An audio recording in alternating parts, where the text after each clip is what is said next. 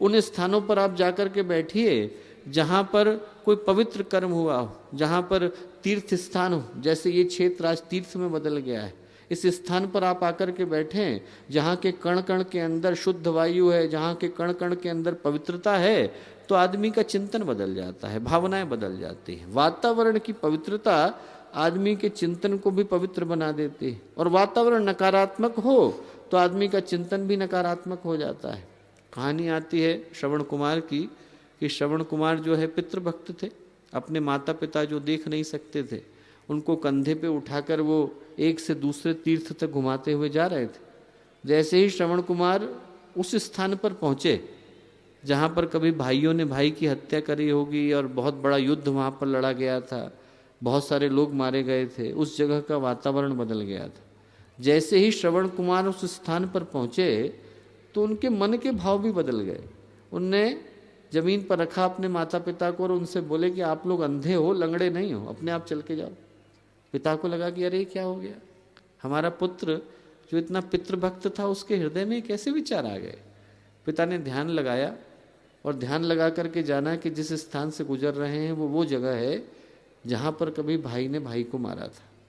उनने कहा इस जगह के जो विचार हैं, इस जगह के जो सूक्ष्म के कण हैं, इस जगह के अणु हैं, वो मेरे बच्चे के चिंतन को प्रभावित कर रहे हैं। उन्होंने कहा कि बेटा तू इतनी दूर तक हमें उठा करके लाया है, 1 किलोमीटर और लेकर के चल। उसने कहा ठीक है। श्रवण कुमार ने अपने माता पिता को कंधे पर उठाया, 1 किलोमीटर दूर लेकर के गया। जैसे ही 1 किलोमीटर दूर लेकर के गया तो मन की भावनाएं वापस आ गई। उसने कहा कि अरे पिताजी मैं क्या कहने लग गया था, क्या बोल रहा था मैं आपसे। जब श्रवण कुमार का चिंतन प्रभावित हो जाता है दोस्तों, तो हमारा नहीं होता होगा, हमारा भी होता होगा। वातावरण यदि पवित्र होता है तो इंसान की सोच पवित्र हो जाती है। और ये विज्ञान भारत के ऋषियों ने वर्षों पहले समझ लिया था। उनने समझ लिया था कि व्यक्ति को मारने से वातावरण नहीं बदलता है। आप रावण को मार दो, पर रावण को मारने से समस्या का अंत नहीं हो जाएगा। भगवान राम ने रावण को मारा, असुर को मारा, पर एक साथ ये भी समझ लिया कि असुर को मारने से असुरता का अंत नहीं होगा। उनने रावण को मारा, कुंभकर्ण को मारा, मेघनाथ को मारा, पर वहां से आने के बाद सबसे पहला काम ये किया कि वो वाराणसी गए, दशाश्वमेध घाट पर बैठे और एक के बाद एक 10 अश्वमेधों को करा। क्यों? क्योंकि वातावरण के अंदर जो असुरता और नकारात्मकता छा गई थी उसका शमन करना, उसका अंत करना, उसका निराकरण करना जरूरी था। यही काम भगवान कृष्ण ने महाभारत के बाद किया। महाभारत इधर समाप्त हुई और उधर भगवान ने एक के बाद एक अश्वमेध घोड़ा छोड़ दिया, राजसूय यज्ञ करा दिए, वाजपेयी यज्ञ करा दिए। कराने के पीछे का कारण क्या था? कराने के पीछे का कारण ये था दोस्तों कि वो कार्य जो हम लोग बाहर कर सकते हैं वो तो स्थूल जगत का कार्य है, और जो अंधकार है, जिस जगह से समस्याएं आ रही हैं, जहां से आदमी की सोच प्रभावित हो रही है, जिस जगह को हम लोग देख नहीं पाते, जो तल हमारी आंखों के सामने नहीं है, जहां से आदमी की सोच, आदमी का चिंतन सब के सब विकृत होते चले जाते हैं, उस जगह का निराकरण करने के लिए, उस जगह की शुद्धि करने के लिए यज्ञ जैसे प्रयोग की आवश्यकता होती है। किसी को कैंसर हो जाता है तो आदमी ट्यूमर को तो सर्जरी करके निकाल देता है, पर फिर कीमोथेरेपी और रेडियोथेरेपी क्यों करता है? इसलिए करता है कि वो जो एक एक सेल के अंदर जाकर के कैंसर का विटाणु भस गया है और कीटाणु बैठ गया है, उसको हटाने के लिए आपको यज्ञ जैसे प्रयोग की आवश्यकता पड़ती है। दोस्तों ठीक उसी तरह का प्रयोग हम लोग यहाँ पर करते हैं। यज्ञ जो है अपने आप में कीमोथेरेपी और रेडियोथेरेपी के समान है, जहाँ पर सूक्ष्म में छाई हुई विकृति को, सूक्ष्म में छाए हुए अंधकार से भरे वातावरण को शुद्ध करने के लिए हम लोग सामूहिक रूप से बैठ करके प्रयोग करते हैं। कैसे करते हैं दोस्तों? ऐसे करते हैं कि इसके अंदर का जो चिंतन है वो अपने आप में उस पवित्रता की ओर चलने का इशारा देता है जिस जीवन को जीने की आवश्यकता है। यज्ञ के पीछे की सोच यही कहती है दोस्तों। यज्ञ के पीछे की जो सोच है वो मनुष्य में देवत्व को धारण करने की सोच है। मनुष्य के अंदर का देवता जागे, मनुष्य के अंदर की पवित्रता आए, मनुष्य के अंदर अच्छी संभावनाओं का उदय हो, ये प्रेरणा यज्ञ की ये प्रक्रिया देते हैं। आप कहीं पर भी इतिहास उठा करके देखो, यज्ञ का जो संदेश है, यज्ञ का जो अर्थ है, यज्ञ की जो भावना है, वो इसी ओर चलने का इशारा करती है। कहानी आती है दधीची की। दधीची की कहानी आती है कि जब दधीची ने अपनी हड्डियां दे दी, और उसमें भी खास बात क्या है, दधीची ने अपनी हड्डियां दी उसी इंद्र को थी जिस इंद्र ने उनका गला काटा था। ऐसा नहीं है। वही इंद्र जो उनका गला काटने के लिए आए थे, जब उनने अश्विनी कुमारों को वेद सिखाया तो इंद्र को अच्छा नहीं लगा, तो इंद्र ने आकर दधीची का गला काट दिया। इसीलिए उनका नाम अश्वशिरा कहलाता है, क्योंकि अश्विनी कुमार ने दधीची के सिर पर घोड़े का सिर लगा दिया था, अश्वशिरा। इसलिए जब आप देखते हैं वेदों के अंदर जब जब दधीची का नाम आया है तो दधीची के नाम को उनने अश्वशिरा कह करके पुकारा है। और उन्हीं दधीची ने जब उनके सामने इंद्र आकर के खड़े हुए और इंद्र ने कहा कि मुझे आज आपकी सहायता की आवश्यकता है, क्योंकि मानवता की रक्षा के लिए आपकी हड्डियों की आवश्यकता है, उन हड्डियों से एक ऐसे आयुध को, एक ऐसे हथियार को बनाने की आवश्यकता है जिससे असुर का अंत किया जा सके। कोई शंका दधीची को नहीं हुई। कहते हैं कि उनने वाक्य के समाप्त होने का इंतजार भी नहीं किया, अपने प्राणों को त्याग दिया और गायों को आमंत्रित कर लिया। गायों से कहा कि अपनी जीभ से आप मेरी चमड़ी को खुरेद खुरेद करके निकाल दो ताकि हड्डियां सामने आ जाएं। और जब पत्नी आई तब तक हड्डियां भी जा चुकी थी, पति थे नहीं। तो पत्नी ने इंद्र से पूछा कि मेरे पति कहाँ गए। तो बजाय ये कहने के कि आपके पति मारे गए और उनने अपनी हड्डियां जो हैं वो दे दी हैं, उससे हम लोग हथियार बना रहे हैं, इंद्र ने कहा कि आपके पति यज्ञ करने के लिए गए। कहने का क्या अर्थ है? कहने का अर्थ यह है दोस्तों कि जब हम समाज के लिए जीते हैं, लोकहित के लिए जीते हैं, एक बड़े उद्देश्य के लिए जीते हैं, तो जो हमारा जीवन होता है वो यज्ञ का जीवन होता है। ये जो प्रेरणा है वो देवत्व की प्रेरणा है कि आदमी अपने अपने जीवन में देवत्व को धारण करके जाए, अपने अपने जीवन में देवता बनने के भाव को धारण करके जाए। ये जो देवता बनने का भाव है वो अपने आप में महत्वपूर्ण है।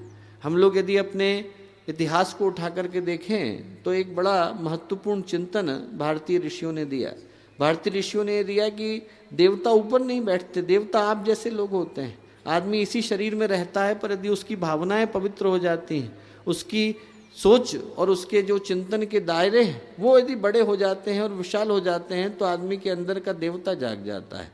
देवता जागने के लिए आदमी को और कुछ नहीं करना पड़ता, सिर्फ अपने अंदर के चिंतन को, अपने अंदर की भावनाओं को बदलना होता है। कहानी आती है कि एक बार नारद ऋषि भगवान से मिलने के लिए गए, और जब भगवान से मिलने के लिए गए तो उन्होंने भगवान से कहा कि साहब हमने देखा है कि स्वर्ग में आपने बड़े बड़े भवन बना रखे हैं, ये खूब अच्छे अच्छे 5 स्टार अपार्टमेंट है, इनमें कोई रहता नहीं है। भगवान ने कहा कि भाई ये तो मैंने साधु संतों के लिए बनाए थे, पर साधु संत जो है वो आते नहीं है यहाँ पर। बोले क्यों? बोले अरे मिलते ही नहीं है साधु संत, साधु संत धरती पर ही रहते हैं, स्वर्ग में नहीं आना चाहते वो। बोले कैसे? बोले अरे एक बार आप देखो, मैंने ऑटोबायोग्राफी लिखी थी, भगवान ने कहा मैंने अपनी बायोग्राफी लिखी थी, आप जरा पढ़ करके तो देखो मेरी बायोग्राफी, उसमें मैंने सब इस किस्से लिख रखे हैं। तो नारद को किताब दी उनने पढ़ने के लिए, बोले देखो हमारी आत्मकथा में क्या लिखा है। तो उनने कहानी खोली, पहली कहानी देखी उनने कि एकनाथ की कहानी लिखी है भगवान ने। उसमें भगवान ने लिखा है कि मैं गधा बनकर के एकनाथ से मिलने के लिए गया था। एकनाथ जो है वाराणसी से कांवड़ का जल लेकर के निकले और रामेश्वरम में चढ़ाना था। लोगों ने कहा कि साहब बड़ा पुण्य मिलता है। भगवान रास्ते में परीक्षा लेने के लिए आके बैठ गए, एक गधा बन करके लेट गए और कराहने लगे कि प्यास लग रही है, प्यास लग रही है, प्यास लग रही है। तो देखा एकनाथ ने, कांवड़ का जल था, 2 कलश जल लेकर के चल रहे थे, उनने 1 कलश जल लिया और गधे के मुंह में डाल दिया। लोगों ने कहा अरे तू कैसा पवित्र व्यक्ति है, जल तो भगवान के ऊपर डालना था और तूने जो है गधे के मुंह में डाल दिया। बोले अरे मेरे से पीड़ा देखी नहीं जा रही, ये गधा करा रहा था, मैंने तो 1 गिलास यहीं दे दिया, 1 कलश इसी को दे दिया। और वो जो गधा था फिर से कराहने लगा, तो उनने दूसरा कलश लिया और फिर दूसरा कलश भी दे दिया। बोले अब तो यहीं चढ़ा दिया। यहाँ चढ़ा दिया तो वो जो गधा था वो रामेश्वरम भगवान बन करके प्रकट हुए। बोले बेटा तूने मुझे यहीं तृप्त कर दिया, तुझे रामेश्वरम तक आने की आवश्यकता नहीं है, मैं यहीं तेरी परीक्षा लेने के लिए आया था, तू सामने ही मिल गया। दोस्तों क्या थे वो? देवता थे। जिनका हृदय बड़ा हो जाता है वो देवता हो जाते हैं। तो भगवान ने अपनी आत्मकथा में लिखा है कि एक बार वो गधा बन करके एकनाथ से मिलने के लिए गए और उनने क्या जाना कि एकनाथ के अंदर देवता थे। एक बार भगवान साधु बन करके तुकाराम से मिलने के लिए पहुंचे। तुकाराम थे, छोटी सी झोपड़ी में रहते थे और बहुत छोटी सी झोपड़ी थी। तो छोटी सी झोपड़ी में रहते थे तो पहले भगवान विष्णु गए। भगवान विष्णु ने दरवाज़ा खटखटाया और दरवाज़ा खटखटा करके पूछा कि अंदर आ जाएं, बाहर बहुत बारिश हो रही है, अंदर आ जाएं। उन्होंने कहा कि आ जाइए साहब, पर हमारी झोपड़ी छोटी है, इसमें एक आदमी लेट सकता है और 2 बैठ सकते हैं, आपको बैठने में तकलीफ नहीं हो तो अंदर आ जाओ, आप उकड़ू होकर के बैठ जाना। आ गए, भगवान बैठ गए, घुटना मोड़ करके बैठ गए। थोड़ी देर हो गई, भगवान शिव आए, भगवान शिव ने दरवाज़ा खटखटाया, बोले अंदर आ जाएं, बाहर बहुत जो है बारिश हो रही है। बोले साहब हमारी झोपड़ी छोटी है, इसमें एक लेट सकता है, 2 बैठ सकते हैं, 3 खड़े हो सकते हैं, आपको खड़े होने में दिक्कत नहीं है तो अंदर आ जाओ। भगवान शिव अंदर आ गए, तीनों ने रात खड़े होकर के गुजार दी। रात गुजर गई तो भगवान प्रकट हुए। भगवान प्रकट होकर के तुकाराम से बोले भैया तुम हमारी दृष्टि में देवता हो। बोले कैसे देवता हूँ साहब, मेरी तो झोपड़ी छोटी सी है, मैं तो गरीब आदमी हूँ। तो भगवान बोले बेटा तुम्हारी झोपड़ी छोटी होगी पर तुम्हारा दिल बहुत बड़ा है।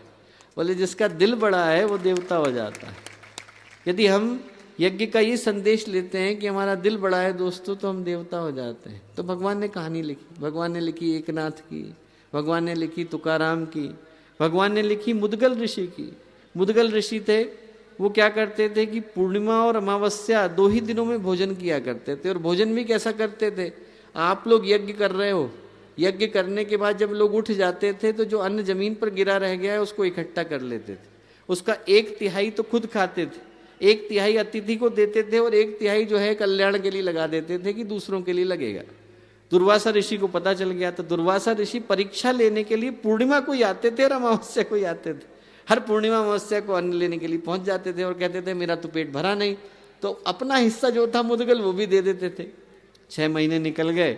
6 महीने निकलने के बाद दुर्वासा ऋषि ने कहा कि भैया तू ही अपना व्रत तोड़ दे, मैं तो पाप के बोझ से दबा जा रहा हूँ, मैं तो मांग मांग करके थक गया हूँ। बोले मैं पाप के बोझ से दबा जा रहा हूँ।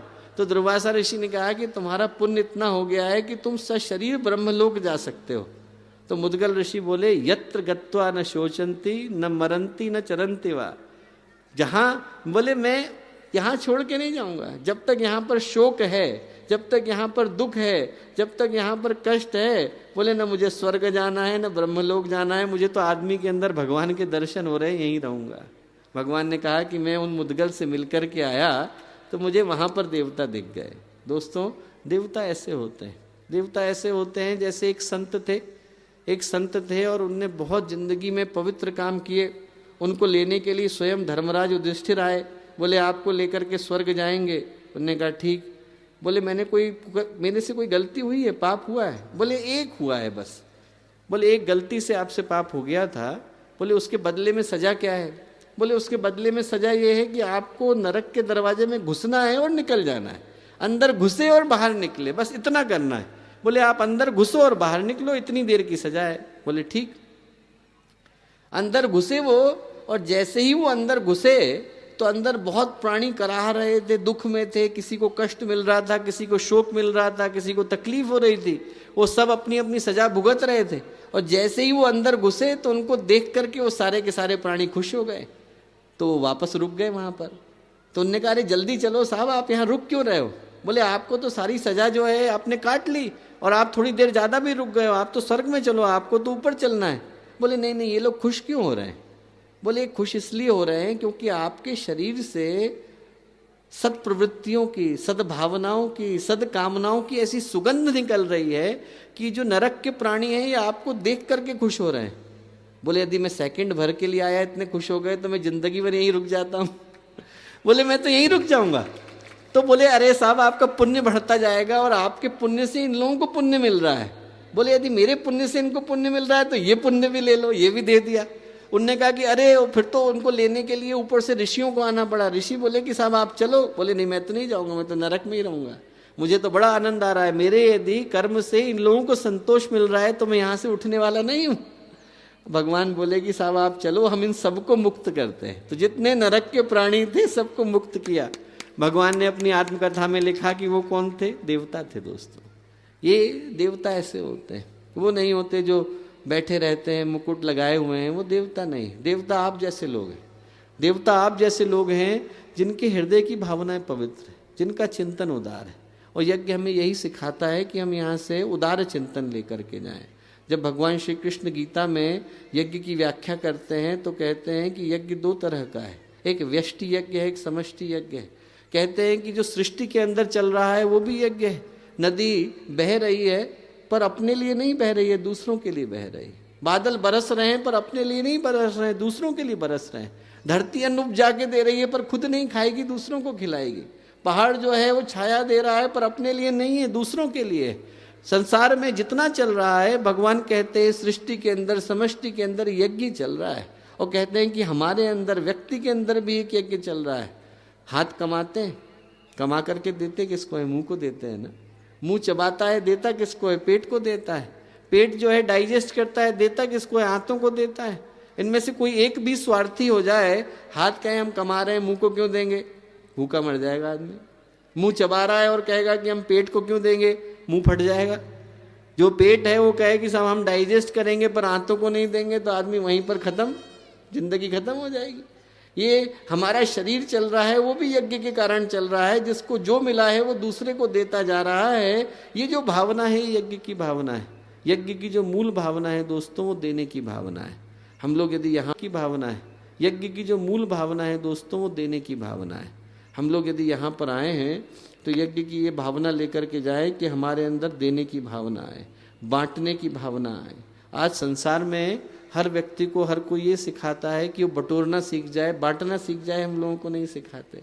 बांटने का भाव सिखाने की जो परंपरा है वो यज्ञ की परंपरा है। जब जब इतिहास में आप उठा करके देखोगे, जब जब घटना घटी है, तब तब यही घटना घटी है कि हमने लोगों को बांटना सिखाया है। वही यज्ञ की कथा, वही मुद्गल ऋषि की कथा कि मुद्गल ऋषि के घर में जो अन्न गिर गया था, उस अन्न में जाकर के एक नेवला लेट गया। जितने हिस्से का अन्न उसे मिला उतने में वो सोने का हो गया। उसने सोचा कि बाकी का अन्न तो बचा नहीं है, अब बाकी के अन्न के लिए मैं कहाँ जाऊं? तो उसने कहा कि वहां पर युधिष्ठिर यज्ञ कर रहे हैं, वहां चला जाता हूं। युधिष्ठिर के यज्ञ में गया और कई कई बार लेटा तो सोने का नहीं हो पाया। भगवान कृष्ण बोले जो मुद्गल ने किया है उस यज्ञ की तुलना युधिष्ठिर भी नहीं कर सकते हैं। वो यज्ञ मुद्गल ही कर सकते हैं। और मुद्गल ने जो यज्ञ किया था उसमें कोई वेदिका नहीं थी, उसमें कोई आहुति नहीं थी, उसमें कोई हवन सामग्री नहीं डली थी। दोस्तों वो यज्ञ भावनाओं का यज्ञ था। मैं ये बातें आपसे इस उद्देश्य के साथ बोला कि यदि हम लोग यहाँ पर आए हैं तो यज्ञ के सही उद्देश्य को लेकर के जाएं।